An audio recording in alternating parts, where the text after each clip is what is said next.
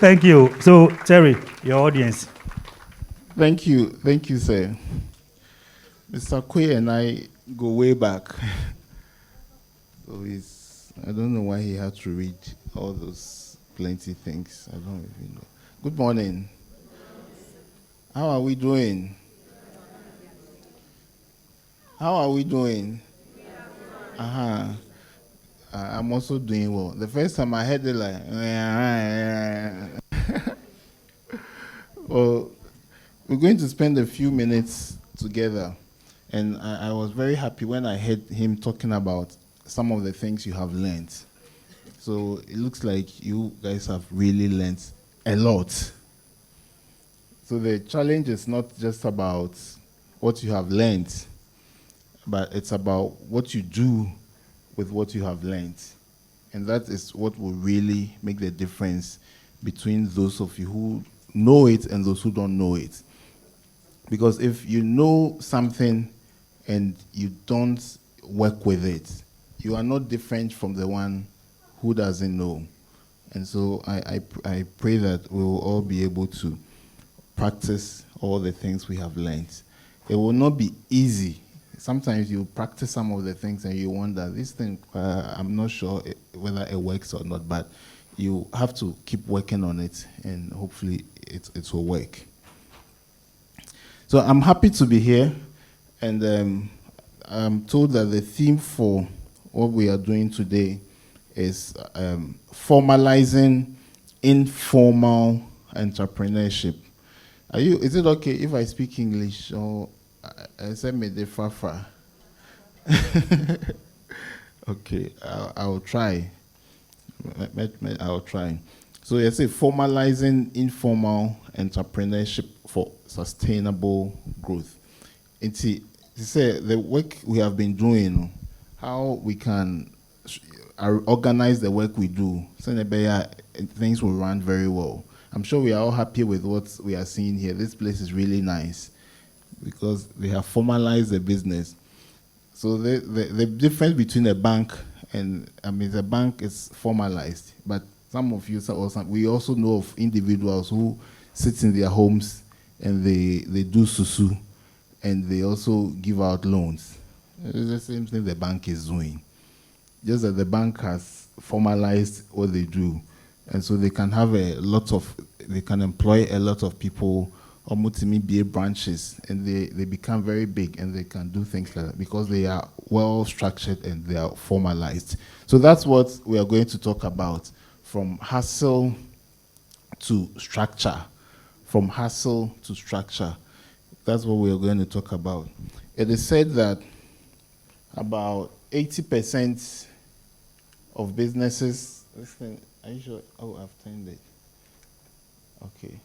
It is said that over 80% of businesses in Africa or sub-Saharan Africa, they operate in the informal sector. And see, there are so many people who are doing business in Africa and even in Ghana.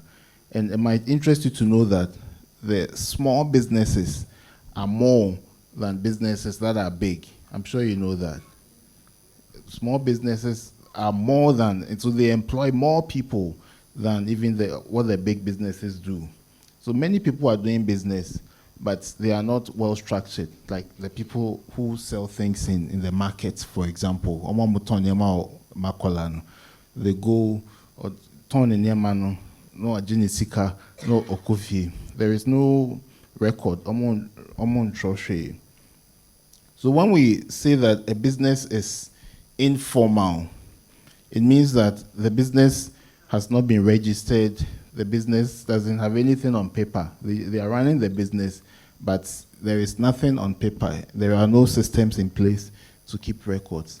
So let's just look at some of the things that define an informal business. One is that the business is not registered, lack of registration. So how many of you here have registered your business? Your businesses are registered. Okay.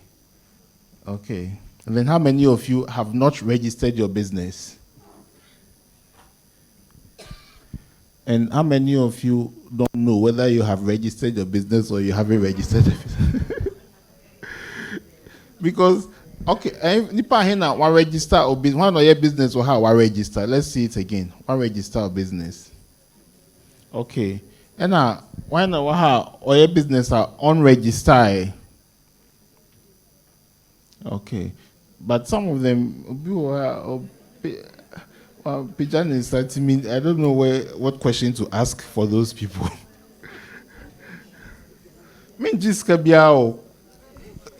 I'm not taking any money. Question maybe some people are afraid that when they get up, I'll collect their money. So the first thing is that those businesses are not registered. They are not registered. And most of the time, if you are not registered, it means that you are also not paying taxes. So it means you are not paying. You say you pay tax. You are not paying. Even those who are registered, if I ask how many of you are paying taxes, I'm not talking about VAT. I'm not talking about those tax. I'm talking about income tax, business income tax, or personal income tax. Many of us are not. So there is a lot of business going on, but government is not getting anything from this business because you are not paying tax. So then when we talk, we complain, and I'm buying, you say, but when you make your money, how does government get money? So tax compliance is also another issue if a business is not registered. And because the business is not registered, they also have a lot of unregulated labor practices. I heard say you did labor law, Muslim labor law, right? I heard him mentioning it. Labor law. So you understand everything about labor law. You understand what it means to have somebody, to employ somebody. You understand when you want to even sack a person. When you be a Jumana person, you know what to do. And all the other issues. I can see that all of us, or majority of us, are women. And women have a lot of issues with their work. Sometimes you work with someone, you get pregnant, and then they find a way to sack you because pregnancy comes with a lot of challenges. Or sometimes some women also get a bit uncomfortable when it's that time of the month, and it affects their work. And if you work with people who don't understand, they can use all those things against you. And when it gets to certain times of the month, they can't even work because of cramps and all that. And your boss will come and say that, oh, this week, 1 year Jumanti, your salary. And these things only happen, they happen a lot. But especially when the business is an informal business, one-man business, or Dana or Sundaena Daena na Oba Ejumama, then he's applying their frustrations on the people. It's every little thing. Oh yeah, me you with you. Oh yeah, see, because they are not going by what the labor law says. They think they are not registered. They are just doing their own thing. So the law doesn't affect them. Then we also have limited access to credit and support. I'm sure I should have even brought this first. Because when your business is not registered, when your business is not formal, a very difficult, say, ubenya support. Say, be a bank, ebema loan. If a bank wants to give you a loan, or baby for some of the banks will say, or your business performance for the last 2 years or 3 years, but only records because your business is informal. Or even if obi pese ordinisika be share business no your partnership. Unya bibia enhwe uni records be uni receipts, uni invoice, uni financial statement, nothing. So oba call bio mpese me no call into partnership. I say okay, to start no bizarre questions. Baby say be in a month, nyama send out on and sometimes you don't know. Obi wa your business, but some people cannot sit down and say, okay, this month sikase na minyai. And last year, sikase na minyai. Many people run businesses, but they don't know. They are just going and coming. Once they are buying and they are selling, they are okay. So if you are not doing that, it's very difficult to have access to money and support. Like, even if someone is giving you a grant, maybe an NGO, Biaba, almost say they are giving a grant, they will still ask for some basic information because they want to be sure, say, they are not throwing their money away. So maybe so, like some people don't know. They just go as and when things come up now, and then we are all trying to survive. So it affects the kind of support you get. And then the last one about informal business is that they don't know, nobody even knows you exist. The government doesn't know you exist. So you are invisible to national data. The thing is not working. Invisible to national data.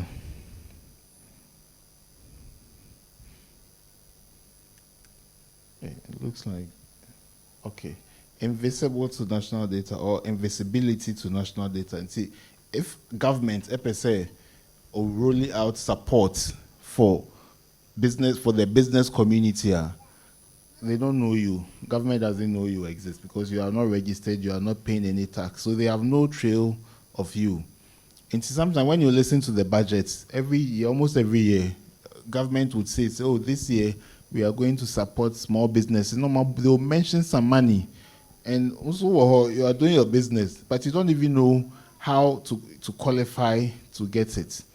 And also, when you hear the politicians talking, oh, we have spent 500 million to support businesses, then you think they are lying. Sometimes they are lying, but sometimes they are lying. But most times it's because your business doesn't have systems and structures that will make you attract those things, and you are not known in the system. Okay, so when we are planning for businesses in the country, you are not part of it.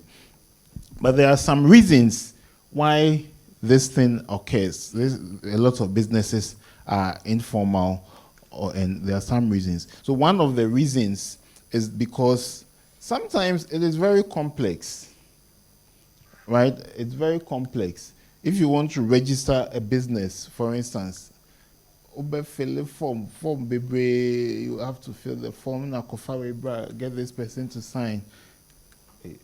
The thing, is it connectivity or? So it's very complex. Or is somebody, where is the, it's supposed to connect to it, but it's not picking it. I don't know what to do. Oh, the projector. I should.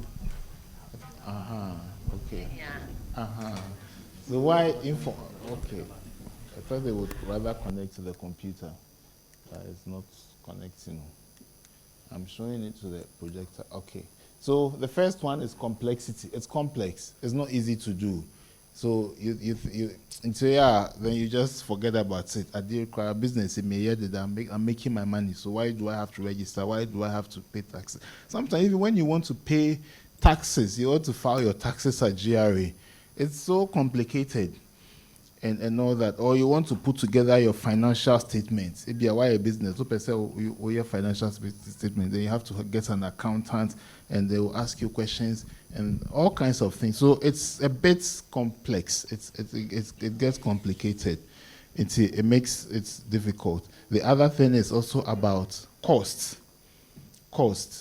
So once you hear, prepare a financial statement, or we have to audit your account, an audited financial report, then you think of, you have to get someone who is an accountant, you have to get an auditor and all of that. So cost sometimes also becomes a factor, a reason why many businesses in Africa remain informal. Okay. And then the other thing is about fear. Some people are just afraid. They are afraid to do it because they feel that if they do that, it means that now GRA can come after them. They know that if they register or if they become formal, they say GRA can easily come after me, or SNET. Now when you want to even register a business, when you go to the the Office of the Registrar of Companies to register your business, the form you fill, there is a part you fill for SNET, and then there is a part that goes to GRA. And see, you'll be there, and then somebody from SNET will call you. Oh, we've seen that you have registered a business, so you need to have, and then they will ask you that you have to start the processes and all. But all those things are important, because even if you want to get a contract, a big contract, especially if it's a government contract, they are going to ask you for your SNET, your business registration documents. They're going to ask you for your tax clearance certificates. They're going to ask you for your SNET clearance certificate. And see, that's why many businesses remain small, because they are not registered. They don't have anything to do with SNET. They don't have anything to do with GRA. And in this country, sometimes if you are doing a private business and you really want to do well, at least once in your lifetime, you have to get a government contract, or you have to get a big contract from a big company, like Cowbank. And some of these well-established organizations, if they want to give a contract, they will check all those things, because they also don't want, because the government can see them, so they don't want anybody to come and check their records and see that you give money to this business. Did you check if they are registered?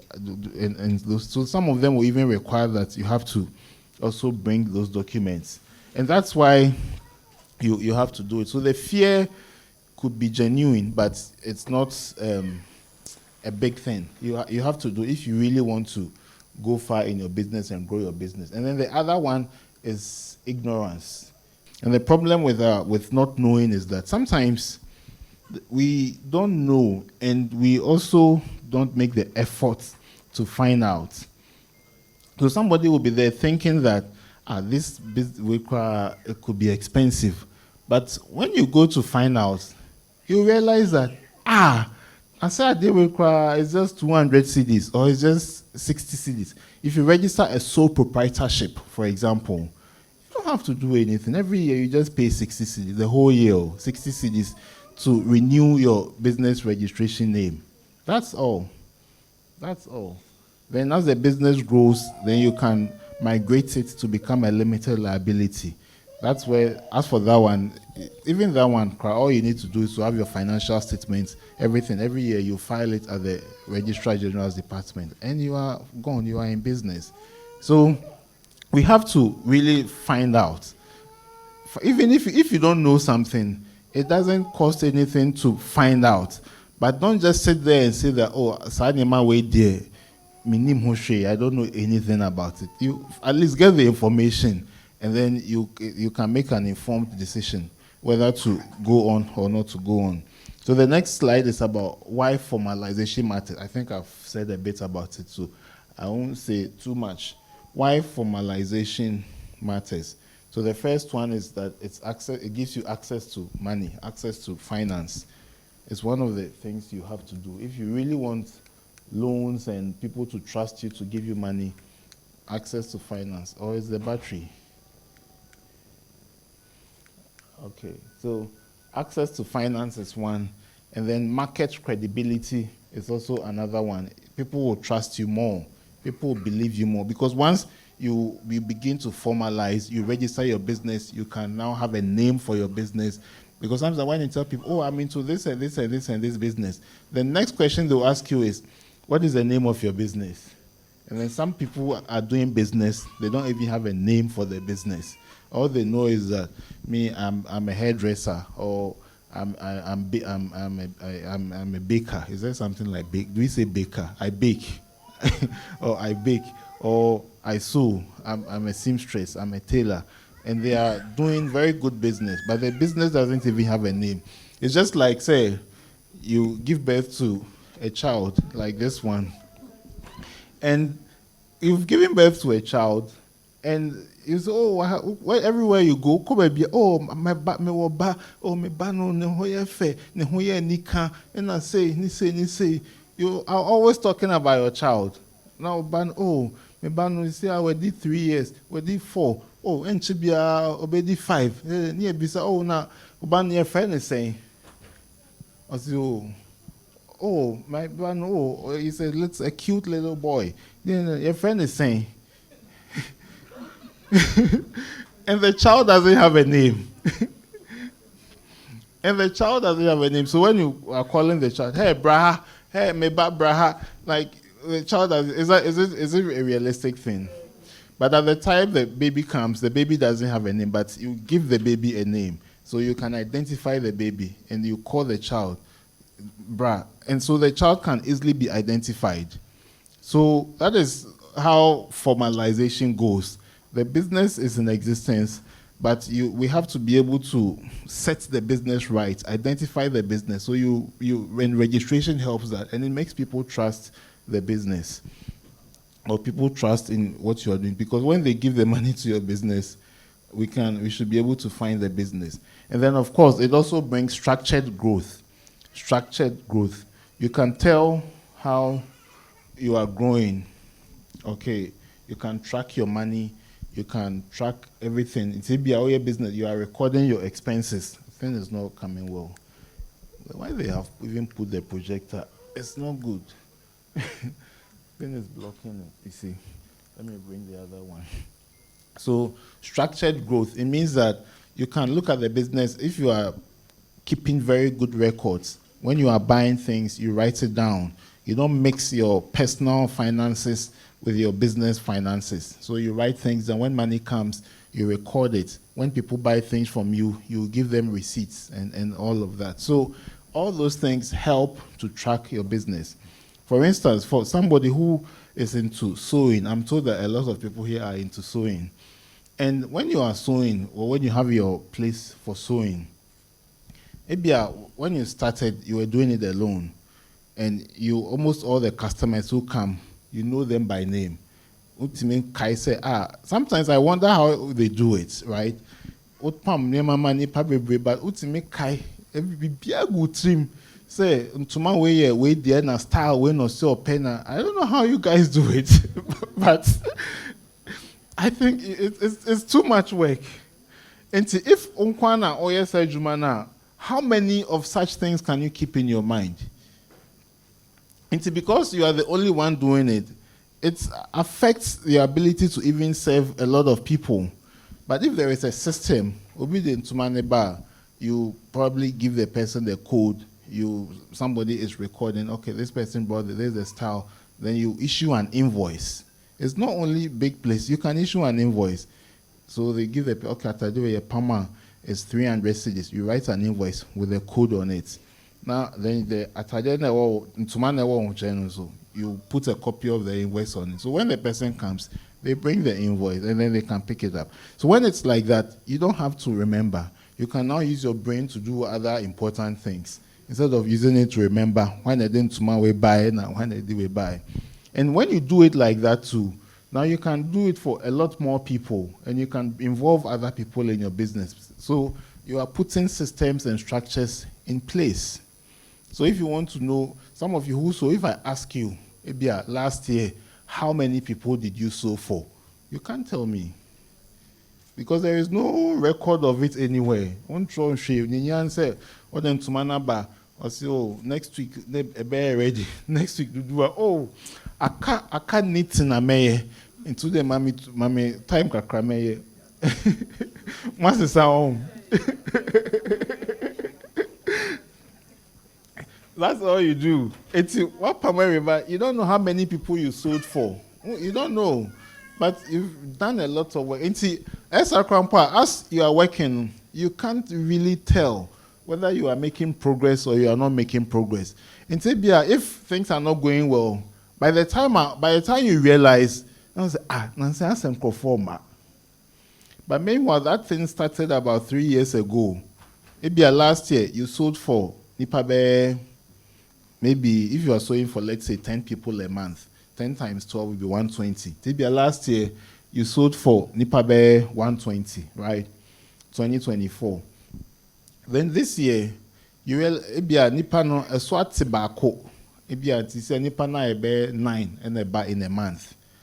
But 9 and 10, what's the difference behind him? And see, if you are not recording, what dream I saw? But it's a Nipano, we are 10 and a bar every month. You see, I had 9, 2025.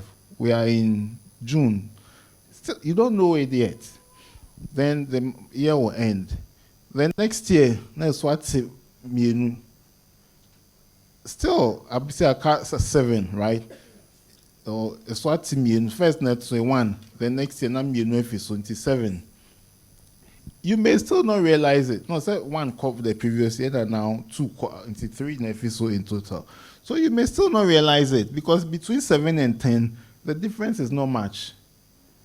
And see, by the time I'll be realizing in 2028, no, say, I'm saying the NDC for buy, Mahama buy, Mahama buy. You see, maybe mean to Mahama, then you may to whoever. Say, Mahama, you see, the first then come in your business plans. They say every material the whole month, then you pay 2 penaba. Because you were not keeping record. It didn't just start when Mahama came. It started long ago. But if you were keeping records, and Kaobe who say, hey, first, na nipa 10 in a month. This is nipa 9. No, I have to do something about it. What is the problem? Then you can fix it there and then. So if you are not keeping records, in the same way, if you are doing well, sometimes you may not realize it. But say, the following year, nipa na 11 in a month. The following year, now 15. You will be working smoothly. But by the time it gets to nipa 20 or 25 in a month, no. Now for a juma no crown to me bio. Because a boboso, a juma na boboso, to be in kofona barebe, so every week you have to be doing dresses for nipa 6 at a time. Obi so or obi so wedding, obi so everybody. It's not fair. That's when you start doing your things. But if you were keeping records, Obetimiya who say, this thing is growing. I need to start hiring somebody who can also sew. Or you can say, okay, the way the thing is going, so, or even the time, I will need more time because the people have become many. And if you are first, okay, say, I'll finish it in 3 days. But now, since you can say, I'm 2 weeks. Because you understand what you are working with. Please, do you understand? That is how formalization helps you to track your business. So you can look at how the business is going or how it is not going. And when something happens, you can instantly spot it and begin to do something about it. So it will even let you know when you have to start thinking of hiring somebody else, when you have to get additional machines and all that. So you keep track of your growth. And then legal protection is also very important. So when you are doing business as a person, I'm sure they may have taught you about forms of businesses. You've done it or you haven't done it. Like sole proprietorship, limited liability, and those things. I don't want to be too legal. But the thing about if you run a sole proprietorship, for example, it means that you are the business and the business is you. So there is no difference between you and your business. So that means business no okobo bosia or baby. Na bosia se bia okobo bosia say o de be share adwumanum. O de be share adwumanum. Something happens, you are not able to pay. When they are coming for their money, when they come maybe okobo bosia but the okobo bosia be maybe 10,000 cedis. And then but the nyema na wo business no nipa no kra ba na okase obeton nyema no to get their money. Onya 10,000 no. Right? But the person can come to your house and take your TV as well. Because they were dealing with you as a sole proprietor or as a person. So they can pick until they get their money. So as the business begins to grow and it gets to a certain point, you now have to decide that, okay, now I'm going to become a limited liability company. So the thing about being a limited liability company is that that's one, you and the business, you are different. So the business has its own legal personality. Business no to say nipa, honestly to say nipa, just it's a business and also run a business no. So what it means is that if you borrow money from someone for the business, not business and they borrow sikana, they can come after your business, but they can't come for things that belong to you personally. And to be a business now, the same scenario. or buy, the person got only 2,000 instead of the 10,000 from the business. They can't come to your house and say, they are coming to take your TV because your business owes them. The law doesn't allow that. So it protects you. So but that also brings other responsibilities. So that one, it also means that if you run a business at that level, you can't just take money from the business and use it to buy wachi. So now you have to begin to pay yourself salary. That's all you are entitled to. And then when the company makes profits later, you can, if they are directors, normally there will be directors. They declare dividends, and then some of the dividends will now be given to you as your share of the profits. Not that they be also, I'm broke. Like I need to go and watch an Ebo White play, or I need to go but I don't have. Then you go, you can't do that at that level. So the money for the business stays, and then you can really build a business. But you have legal protection. If you have an issue with someone about the business and the person wants to sue you, they won't sue you as a person. They will sue the business. You understand? So at that point, they will not come and arrest you. Say the company owes the it's the business that they can sue. And so that's what formalization helps us to do. So it's very important that when we start business, as the business is evolving or is growing, you also try to formalize so that the business can have a life of its own. So that it gets to a point we can wake up on a Monday morning and say that, and you can relax. But the business will still be working for you because you have employed people, you have systems in place, and things can work out. You can have time, a little bit more time for your family and get things going. You understand? So that's why we need to formalize. We need to formalize. Just that when we talk about formalization, people think that you have to really wait until you are there, you have become big, before you can formalize. But you don't have to wait until you are big to formalize because of technology. Because of technology. So I'm now coming to, I think I have 2 more slides and I'll be done. You don't have to wait until you are big to formalize. You don't have to wait until you are big to formalize. Because now there are many ways you can do it. For instance, if we talk about one of the things I've been emphasizing regarding formalization is record keeping. And there is a professional way of keeping business financial accounts, sales you are making, expenditure you are making. There are ways to keep them, and that's why we have some people we call accountants. You know that, right? You know who accountants are. In companies, they normally do those things. And sometimes, if you are running your business, it's difficult to hire accountant. One casa cry, you are struggling to pay yourself, then you have to go and hire an accountant.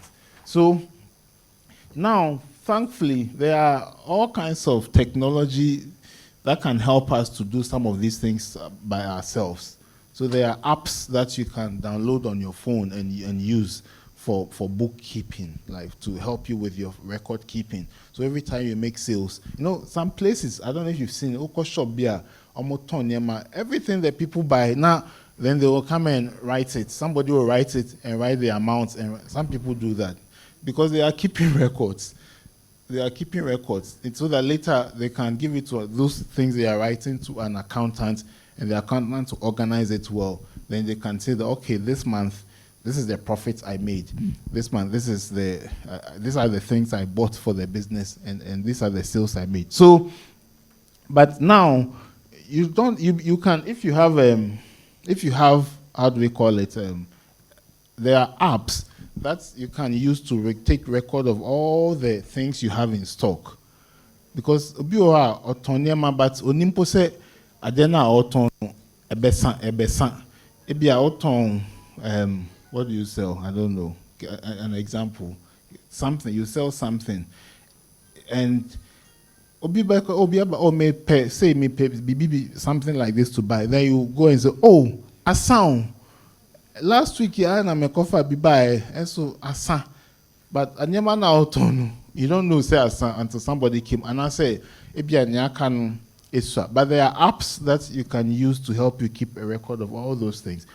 I will say when you go to the big supermarkets, ShopRite and Melcom and those places, when you buy something and you go to where maybe a obetiana, scanning, and then the product will come and then they'll pay. So in that system, if you've bought a pack of water, I'm say Pella water, we have this number in the system. So every time somebody buys, system nankasa ebe count it, they know say na echo. So when they do that, they're able to keep track. So when a level will be a dua, then they will call their suppliers, say, oh, Monfa Bimbra, no Mudiaba. So that's why in many of those places, there are things, you didn't say, this thing they may pay beer. If I go to ShopRite, I will get it. Why do you think it's like that? Because they are always checking, and they have systems for checking. But now there are many ways we can also do the same thing. So when the things come, you put all of them in your system, in the mobile app, if there is a mobile app, and it can help you to check that. So mobile bookkeeping apps are very important.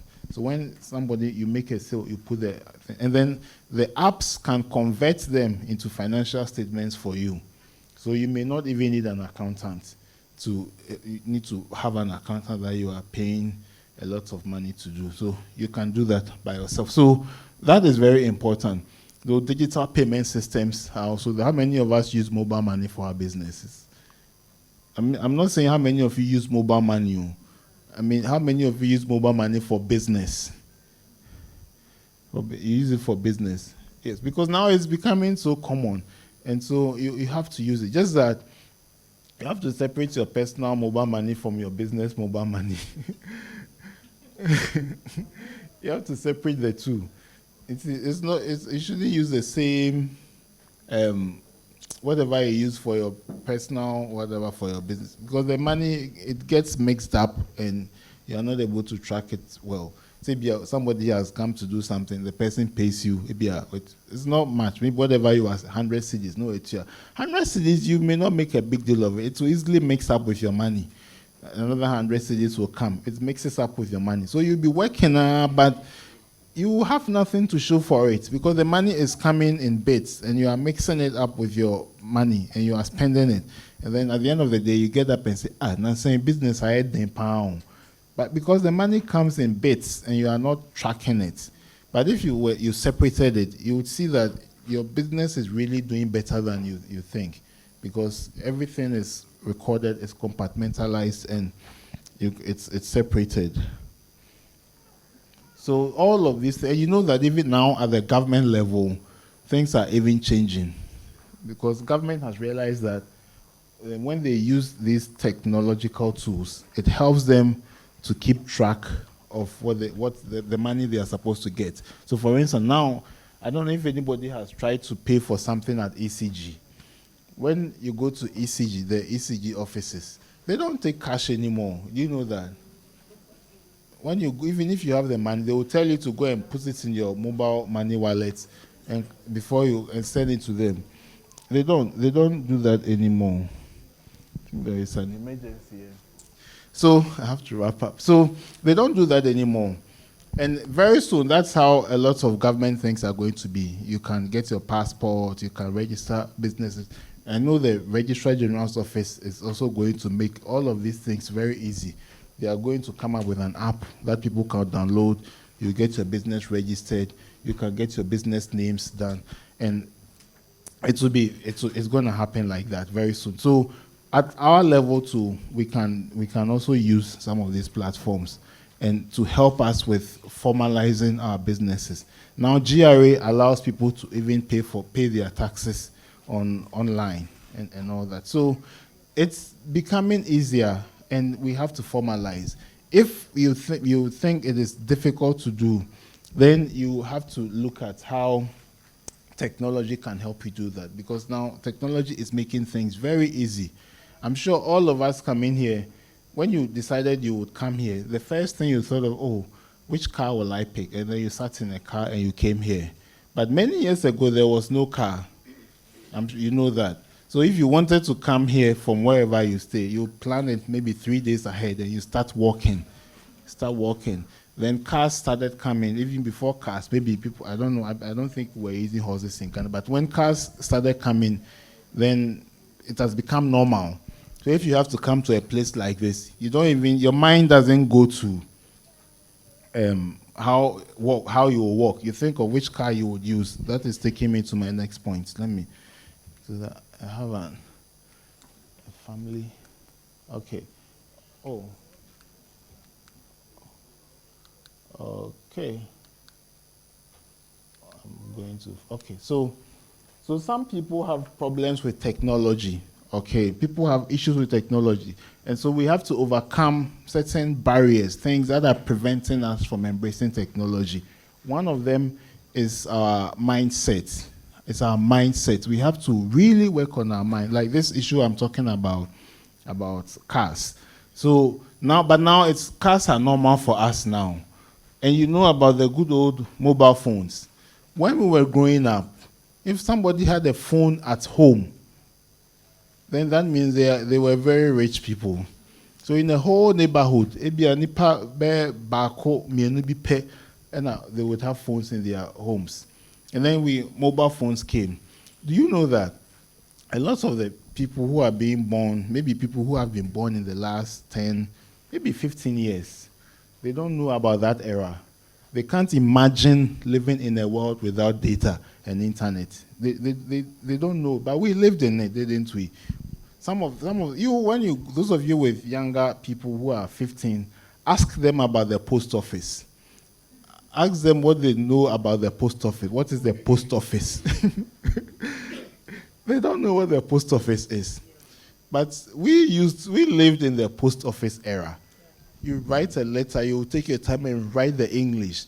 The brightness of this day has given me the opportunity to pen down these few words. How are you? I hope you are as fit as a fiddle. We used to write letters, then you go and post it. Sometimes we even design the envelope. Fly cool to. Then you go and post it. It takes about 2 weeks, 3 weeks for the letter to get to where it's going to. Then when the person also replies, it takes another 2-3 weeks. To throw letter in January, you wait till somewhere in March to get a response. That if the person even replies immediately. But now, now you just pick a phone and you call and you talk to the person. You can send an email or WhatsApp message and it goes. So that has become our reality now. But imagine that if you being here, I mean, those of us who lived in the post office era, imagine that we are still saying that, no, as for me, I like writing letters. Because you want to write your English. You like the way letters are formal. Hello, how are you? The brightness of this day. You like that. So you say that, as for you, that is how you send messages. So no WhatsApp, you write letters. Imagine in this era, that is how you are living your life because your mind has not made the journey. And so that's how I want you to think of all the tools I'm talking about for business, that it is happening and it's becoming a reality, the reality of the times we live in. So you have to accept that times are changing. And so you have to deal with this thing in your mind. Break that barrier. So once you hear there is a new technology that has come, you have to find out what it is. Sometimes one can say, oh, me go school into a train. That is the world we live in now. And we can say, oh, even though me go school, that mama say, you see app biaba or your business o business no to so organize it. How do we do it? You have to find out, break that barrier. Anything that is making you say, make them encounter. Some of you will say, oh, these people is for the young guys. Maybe baby I may near do no. No, then you are going to die. But you are in the world. You are living with us now, and if you want to live longer, you have to know how we are living, how the world has changed, and adapt and use it. I don't mean you are going to die, but really, if you don't adopt the technology, either you will leave us, you will die and leave us, or you'll be here, but we will leave you, and you will just be on your own. So we have to work on our mindset and learn about some of these things. And then people are also afraid. I talked about costs earlier. People think it's expensive. People are afraid of how much it may cost and all of that. So it's not, you have to find out. That's all I'm saying. You have to find out. You have to find out. At least go and find out. Nothing will happen to you. One of the things I had to do for myself as I was growing up, sometimes you just have to expose yourself. Nobody is going to invite you to a posh, some of the places that I think are for big people. Once in a while I say, man, this hotel that I am always in Trotro, passing in front. Let me just go there and see. As a student those days. So I'll just make sure there's a little money in my pocket that can at least buy water, So I'll pick a Trotro from Legon, I'll alight at 37, and I'll enter Golden Tulip.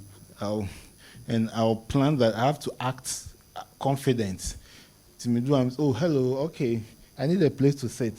Now, then they'll come and ask you, what do you want? It's okay, you bring me your menu and let me check. Sure, you see the price of Coke. In your mind, you are like, hey, now Coke I turn when I have almost. But you won't say it loud, you say it in your head. You understand? So yeah, I was okay. You just give me a glass of water, I'll be fine. You get it? Now, then at least, but you have broken a certain barrier. The thing was, this place is for special people, it's for big people, but you have managed to go there, you've asked of price. Sometimes I go to the car showrooms, I can't buy a Jaguar. I will walk there and say, oh wow, Jaguar showroom, I want to see the cars. Then they will take you around. And you, okay, so this car, okay, wow, it's nice. Really, so how much is it?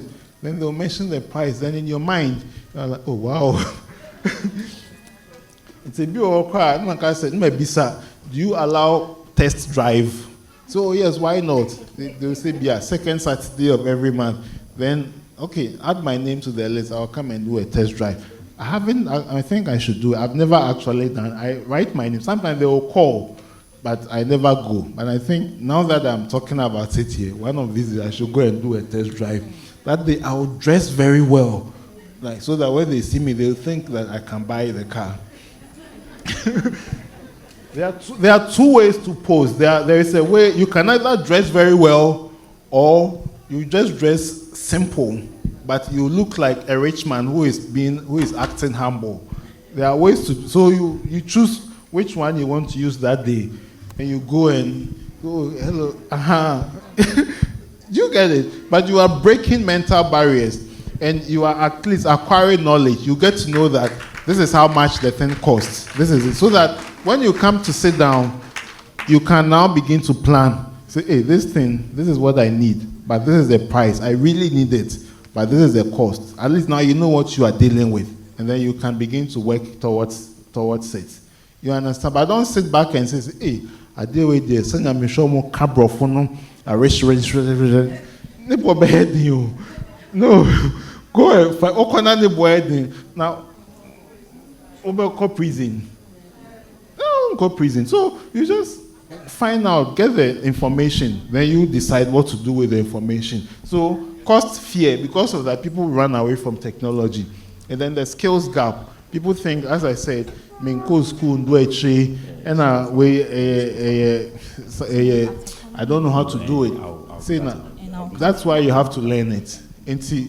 Or if you are doing business, you can hire someone to do it for you. But you shouldn't let the fact that you don't have the skills stop you from adopting it. Either you learn it yourself, or you find someone who can do it for you. If you have to pay for it, you pay for it.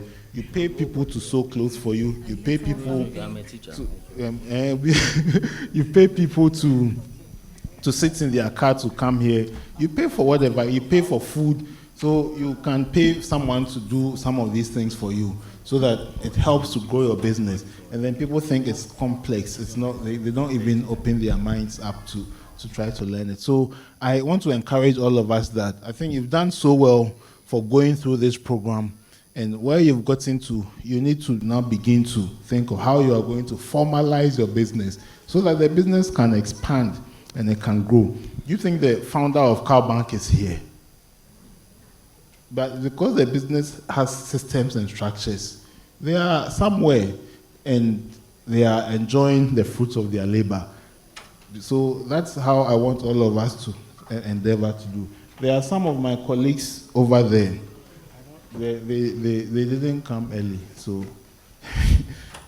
let me show you the people over there. Maybe you should raise your hand. Suku Technologies people. Yes, they are my friends. We work together.